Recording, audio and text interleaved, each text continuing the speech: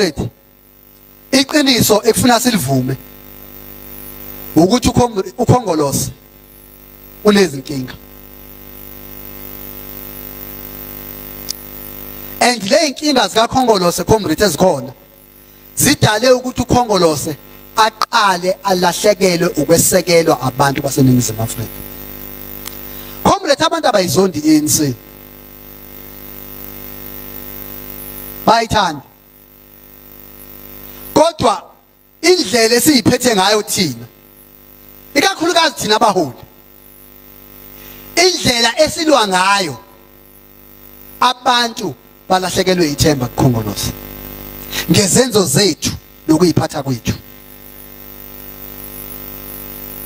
Kodwa futhi inkinga enkulu esibhekene nayo ukuthi iningi lethu la uqala la ukuyoma kunosekela hlalo wekhosathu ngale comrade uZanele. Nathi sonke le nkinga ebhekene nokhongolose sibe ingxenye yazo, sibe ingxenye futhi yokuzakha lezi inkinga. Kodwa inkinga enkulu ukuthi akekho kuthina ovumayo ukuthi ube ingxenye yazo lezi inkinga. Sikhomba omunye, hayi le nkinga ngaba zikho ukuthi ubheka akekho, le nkinga ngaba zikho ukuthi umthemba akekho. And lokho kwenza ukuthi comrade singayilungisi inkinga ngoba akekho oyibone ingxenye yeinkinga. Yabona manje silahlekelwe amandla okhethweni. Ungafunga uma ngaba umuntu ongahlala eNingizimu Afrika, ufika nje ubona kukhulunywa ikakhulukazi makukhulunywa abantu beANC, ungafunga ukuthi iANC ilahlekelwe ukusekwa kwaZulu Natal kuphela. Ba umuntu onganakile ungacabanga ukuthi iANC njengebiluza amandla yakwakwazi uphathizwe kuphela, inkinga nje ukuthi ilahlekelwe amandla kwaZulu Natal. Kodwa iqiniso ukuthi iANC yaqalekela ukulahlekelwa amandla nokusekelwa kahle abantu baseNingizimu Afrika ngo-2009. While it was growing kwaZulu Natal, kodwa iANC yayilahlekelwa amandla kuzo zonke izifundazwe ezishagalombili zaseNingizimu Afrika. Ngo-2009 iANC yalahlekelwa amandla kuzo zonke izifundazwe zaseNingizimu Afrika ngaphandle kwaZulu Natal. Ngo-2014 kwenzeka the same. Ngo-2016 yaqala iANC nakwaZulu Natal alahlekelwa amandla. Unompheloko uholoko. Kodwa akekho ofuna ukuvuma ukuthi ngibe ingxenye yokulahlekelwa amandla kakhongolose. Abanye ungaze uphika ukuthi abakaze baye enkantolo babuke kushisa ikipa. Ungathi bazalwe kabusha. Ngathi abakaze babe ingxenye yalezo zinto ezazenzeka. Abanye ungaze uphika ukuthi abakaze babe ingxenye yokuthukwa kwabaholi beANC bangavunyelwa babakhulume emhlanganweni weANC ngoba bekholela ukuthi abahambi nefaction eyayidominate ngaleso sikhathi. Kodwa mase sibabheka, hayi sasibambe nabo labo namaqabane lawa, sasibambe nabo. Impela ithina sasigcuma kakhulu sithi angakhulumi, sasikhona sasinabo labo, sasikuyouth league nabo bekuyouth league, abanye sasibambe nabo. Abanye babesaba kodwa babesincoma bathe ngibambe kahle Princess Magogo niqhubeka kanjalo. Na comrade, iANC ezovuma iqiniso ezokwazi ukuthi ilunge, ngoba le yamankombakombani i-challenge ukuthi izongena kakhulu ezinkingeni. Thina ke sibesithanda nokufunda comrade, nje ukufunda not ukuya esikoleni, ufunda nje incwadi. Uma uhlangana nencwadi, bengahlangana nencwadi la ebhalwe umunye isifundiswa ngo-2011 ethu uCharlie Campbell. Sithi lesifundiswa comrade, lento yokuthi abantu mabebhekene nezinkinga ezenziwe yibona bangakwazi ukuthi bavume ukuthi babe ingxenye yezinkinga, bablame omunye umuntu ukuthi lo lenkinga yenziwe ukuthi usibanibani wenza ukuthi yena akenzanga lutho, uthi into endala isono saseGarden of Eden.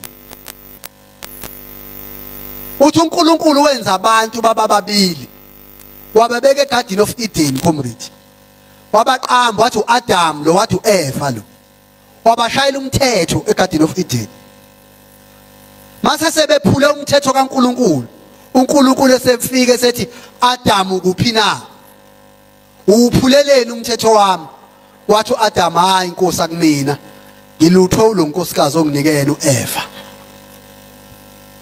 uEva mayibuzwa wathi hawu akumina hawu ile nyoka kodwa uthi lo mbhali bonke babewazi umthetho kaNkulunkulu bawuphula bewazi mase kuyaqhubeka lo mbhali uthi kusukela lapho azange aphinde umuntu emhlabeni ayithathe responsibility for his or her own actions emabanye abantu uthi sizathu ke leso sesiba namuhla sisebenze safarishe ingoba sasukela ekutheni singayithatha responsibility uyamese aqhubeke athi kodwa okuyiqiniso limsulwa ukuthi blame games never work uthi ukukhomba khombana akusebenzi akusilethi isixazululo uyaqhubeka athi umuntu ngobuhlakani bakhe nobuhlakani amnike umdali ngiyacabanga bibi inakuba ikholwa lensizwe uthi sebezuza okuningi abantu ungasho kwezobuchwepheshe entweni eziningi sebekuzusile futhi abantu sebefundiswe ngokuningi emhlabeni kodwa kukodwa abantu abangakakufundiswa kahle ubuphukuphuku babo bokuyikhatha bona bokuyirobha bona to deceive themselves abakafundisa ubuphukuphuku babo to deceive themselves amesaqhubeke athi abahola abaqotho babonakala ezikhathini ezikhethekileyo ezikhathini ezinzima ngoba umholo oqotho ezikhathini ezinzima nezikhathi ezikhethekileyo uyilapho khona umholo oqotho ekwazi ukuthatha responsibility athathe blame amese aqote insizwa athi lensizwa uGeneral Robert E. Lee uthi lensizwa ngo1863 kwakunempi lapho impi yakhe yenza ukuthi aluze amasosha amaningi uthi kwathi makwenzeka lokho umholi wempi uGeneral eluza amasosha amaningi wathi mayibuzwa ukuthi waluze kanjani amasosha amaningi kangaka wenze kanjani ukuthi uhlulwe yimpi umpendulo yakhe yokuqala wathi it is my fault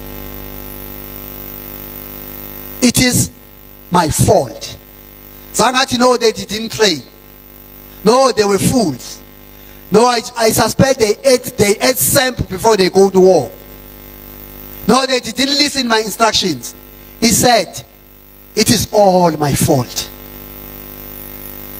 uthi ke lo mbhali it is only on those rare circumstances that true leaders emerge and accept responsibility. Now the question, comrade, we must ask ourselves, at what point has every member of the ANC and every leader of the ANC at all levels, from the branch, from the VD, from the cell, from the sub-region,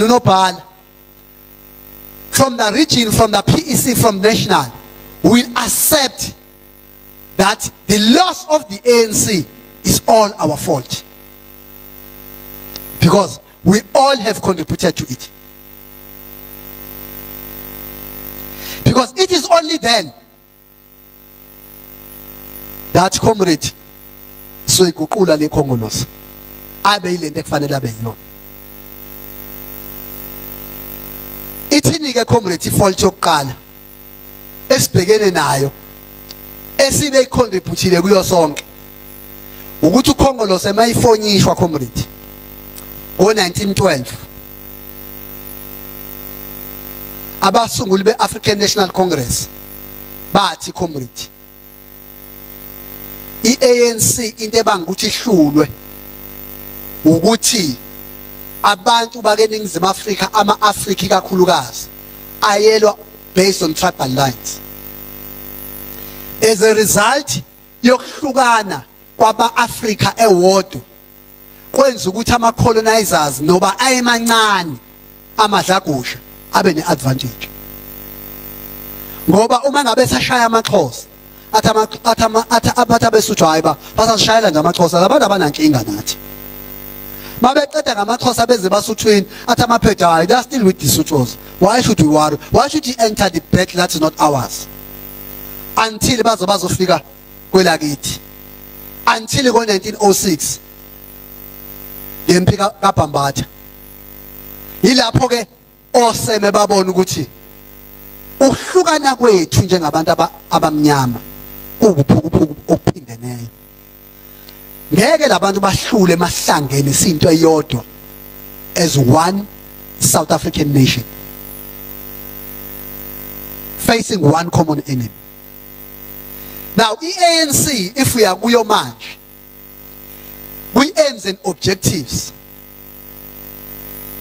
ithi objective yokuqala comrade aim yokuqala i-ANC eyilwelayo eyiphilelayo engeke icompromise kuyo. The objective yokuqala i-ANC efuna ukuyi-achieve eNingizimu Afrika is to unite all the people of South Africa.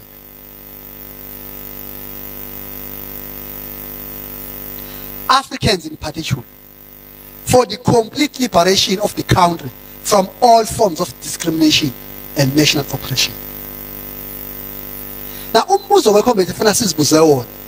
The African National Congress osinike umsebenzi ongaka omkhulu kangaka ukubumba bonke abantu baseNingizimu Afrika omnyama ohlukene kabili ohlukene kaningi umuntu omnyama onama tribes ahlukene onamaZulu onabapedi onamashangane onamavenda onabesuthu onamaXhosa onamamfengu onamampondo onamahlubi onamampondomise onamaXesibe onamabhaca onabelungu onamandiya. How will that African National Congress unite all these people if wona qala ukho united? Okanye ngisho befuna abantu ukunite bazothemba kanjani ukuthi une capacity yokunite abantu uma ngaba wona bewubona ukuthi awunitedanga udivided? Niyakubona comrade ukuhlukana kwethu ukuthi kubulala konke esiphilelayo. Ukuhlukana kwethu so African National Congress nezimpi zethu zangaphakathi kubulala konke esikuphilelayo so African National Congress eku-unite abantu baseNingizimu Afrika sibakhulule emakhamandeleni ocindezelo nayo yonke into eyubandlululo.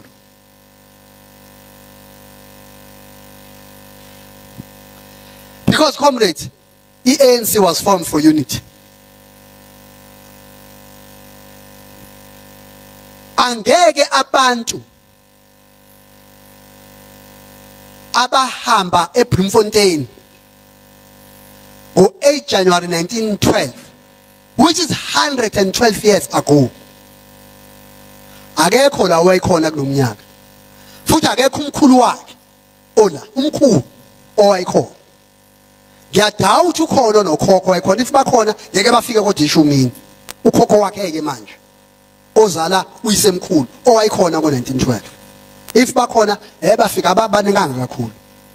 Uma ngaba ngaleso sikhathi oseme bathi mabehlangana eBloemfontein ba appreciate ukuthi ukuhlukana kwabantu baseNingizimu Afrika ikakhulukazi ama-Afrika ngeke kumkhulule uma-Afrika. Comrade, i-ANC iqiniso ayikhishiwa abelungu kuphawu. Abelungu comrade bane percentage labo. I-percentage labelungu alidluli ku-20% or 22%, limile. Abantu abahlise amandla kakhongolose abantu abamnyama ngoba bahlukene phakathi and baqembuka usuku nosuku. Yabona nje manje masiya 2026 nginganigarantela akhona amaqembu azovuka. Futhi sekuwes manje comment buke kuvuka iqembu langakini elingatholakala indawo elangakini ukuthi elangakithi ke leli. Ngeke ulithole ePortshepstone. Ngeke ulithole eMpumalanga. Ayilanga kini nje. Libizwa negama langakini ukuthi ayilanga sekhaya. How are we getting divided? We are getting worse. Bekungcono kasasikhathi kuba nenhlangano ekuthiwa iyazi ukuthi ayi province. Hayi le impela izowashaya amalengiso kodwa eprovince. Ivoti layo liphelele eprovinsini alikwazi ukugibela ibhanoyi. Comrade, 10 years later, let's move fast forward. 10 years later, uthini ubaba unational chairperson uComrade uGwede Mantashe get diagnosis report in the policy conference in 2017.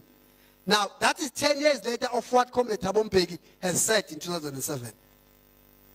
Uthi ubaba uGwede Mantashe, since the 2009 general elections, our electoral performance has been on decline. Amandla okusekwa ke-ANC ayehla kusukela ngo-2009. Between the general elections in 2014 and the local government elections in 2016, there was an accelerated decline. Which ukusukela ke ngo-2014 yaqhubeka kakhulu le decline. Lihlakana kakhulu amandla e-ANC.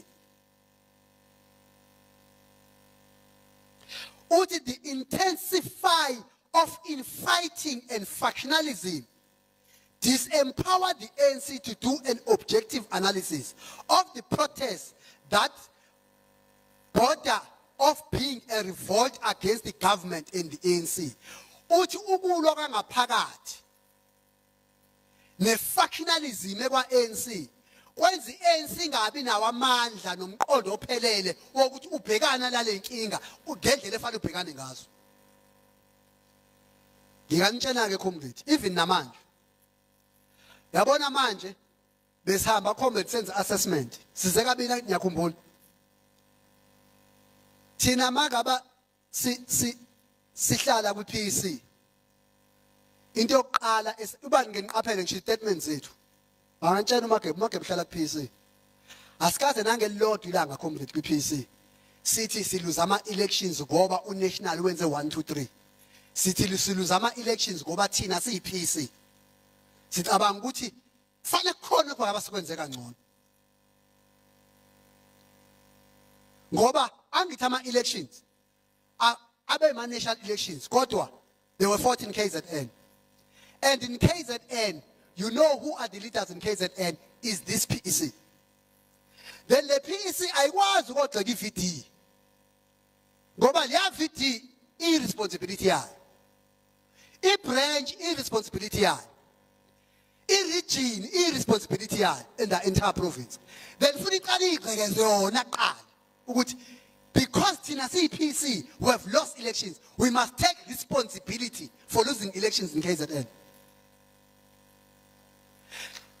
That's what you need to do. Then it thenceforth says, uSiphethihle masefika la benomthetho funa bathathe responsibility of losing elections in the 11th district. Bro, ibona abalidayo la. Unobhala kaDukuza funa thathe responsibility ne-SRC yakhe okuluza ama-elections kwaDukuza.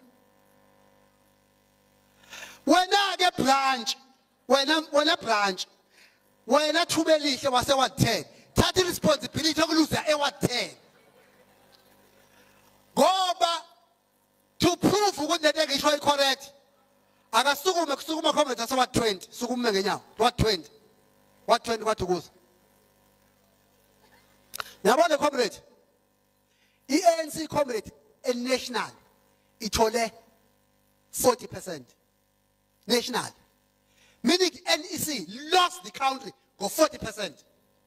In National Executive Committee, Elito Babu Ramaphosa, no Babu Mbalula, lost the country of 40%. They must take that responsibility. Today we are taking our own responsibility, Slotuma, of losing the province to 17%. But to prove the comrade here in his word has won.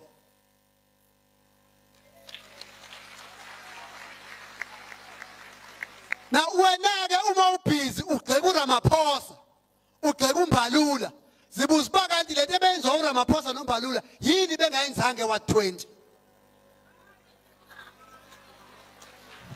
Why they didn't do it in 120? The comrade in 120, Scala song, Kakakalutimina in 120. The 121. The 121, there was load shedding. Uti in 121, there's unemployment. Uta welcome, but I mean I've won. Amanda, Ogwe to a comrade. Ogwe to a comrade to Guti. Si Sunday, Legi and Guti. When Sengan. Etegwini committee ne fiti ebizo ngokuthi kukwashembe. Etegwini committee isiphupile etegwini. Yabona etegwini ungathi beshawa isipokwe. Singasibonga. Kodwa kune fiti yakashembe elidwa ibhisi yakho lidwa baba umhlongo. Uthi hayi ngiyanifa nje nikhala nini. Mina in my VT I've won. Now in my VT la akekho umuntu bengangishaya le VT ngihlala la. I've won. Now, particular comrade, I'm trying to say, ANC elwayo, the ANC and the factionalism, I was confronting issues honestly and use a scientific analysis. It uses a factional analysis.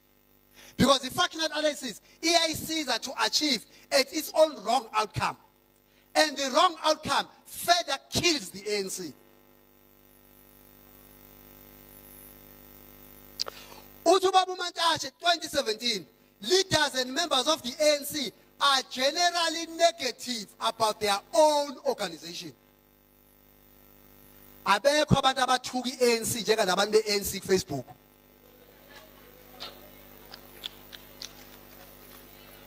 Abekho abantu abathuka iANC njenganabantu beANC ku TikTok.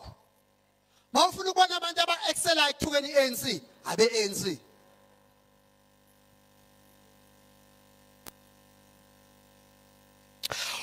Our public pronouncements communicate a message to society that we cannot be trusted.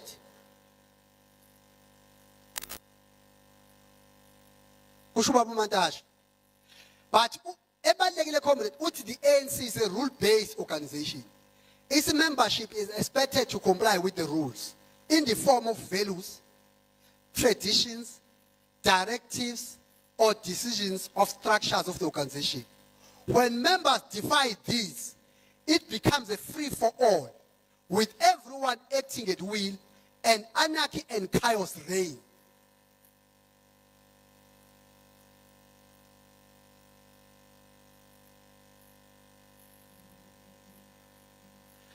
But, ebalekile ishoyo uthi abantu be-ANC because of this, sebemamela ifaction ukuthi thini. Iyahlala iNEC. iNEC ithatha isinqumo ukuthi la eSouth Africa iANC izokwenza u1 no2 no3. Mayiqeda icommunicate decision. Ifaction ifone ecaleni ukuthi bayadaba. Ingenziwa lo decision. Kube nestructure zeANC esibamela ifaction. Ukuthi hayi siyamva uMbalula uthini. Siyamva upresident uthini. Kodwa ifaction ithi bayadaba. Faction it's on a left. I speak a pambi. That's what Comrade Mantashe said in 2017. The president in the last NEC, he went at length on how it is wrong for ANC leaders to jump. Yabona abantu be-ANC community ngendlela ababehave ngayo ngathi uba kuthiwa bawo-driver bangenza ingozi every day emgaqweni. Yabona umuntu othi mayihamba la kwaDukuza mayiphuma nje la ethi angaboni wonke la marobot abone leli lokugcina. Mawucabanga yini ezoyenza ngoba akaboni la marobot. imentality yakhe njengebe driver because akawaboni la robot ama chances okungena evalile angene kuma truck maningi. Now uthi president abantu beANC ngo2024 angakapheli lonyaka beluze izwe sebebheke u2027 ungathi abazi bakuno 2026 irobot eliphambi kwabo u2026 ungathi abazi ukuthi kunomuntu ongenamanzi ungathi abazi bakunomuntu ongenagesi nongasebenzi inkinga yabo u2027. And you know what the danger about that, comrade, is that if they suspect you of the potential of not supporting them, they will destroy you. Then the ANC will be further destroyed and be fragmented, and eventually it will die. President cautioned and issued a red line with the ANC. Those who are preoccupied by 2027, this is a red line. If the ANC ibabamba, they must know that they would have defied themselves outside the ANC. But listen, uqamba wena bazoyeka mabehlele eshibhile echubhana bexoxa.